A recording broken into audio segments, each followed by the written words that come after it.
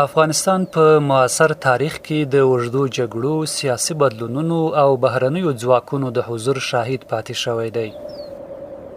د دې هیواد د تاریخ په پاڼو کې د اسد 24مه هغه نیټه ده چې د یو اوږده پړاو د پای او د نوي فصل د پیل له ورځې سره تړاو ورکول کیږي. له همدې ورځې 15 کاله وروسته یو ځل بیا په پکتیکا کې د اسد 24مې د نمانځنې لپاره تیاریانې روانې دي. هغه ورځ چې د دې ولایت اوسیدونکي د خپل هیواد د معاصر تاریخ یوه مهمه ورځ بولي. د دې ولایت اوسیدونکي وایي د اسد 24مه د افغانانو لپاره یوه تاریخي ورځ ده او باید په پراخه کچه ونمانځل شي.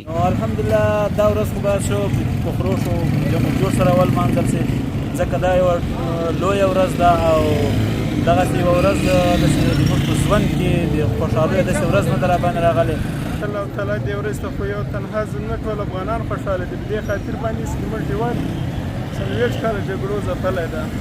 امن په لپاره د هر ارمان د هر افغان ارمان ده امن چې زموږ په وطن کې امن راشي، ځکه چې په کوم وطن کې چې امن وي په هغه کې سوکالي، ارامي، پرمختګ، اتفاق، اتحاد وي. د اسد په افغانستان کې یو ډېره د خوشحالي او د یووالي ورځ وه. الحمدلله ډېره خوشحالۍ وه پکې او خدای تعالی دې وکړي چې تل تر تله اسلامي امارت همداسې دوام ولري. د پکتیکا اوسیدونکي وایي نږدې 15 کاله وړاندې د امریکایي او ناټو ځواکونو حضور پای ته ورسید او په هیواد کې د 100 کلونو جګړې پړاو هم پای ته ورسید. دوی زیاتوي له اوږدو جګړو وروسته اوس خوښ دي چې هیوادوال یې د آرام ساه اخلي او په هیواد کې د امنیت د ټینګښت شاهدان دي. مطلب جنګونه ورک شو، مطلب هر نامه باندې شو، جنګونه ورک شو، خو خوشاله یم.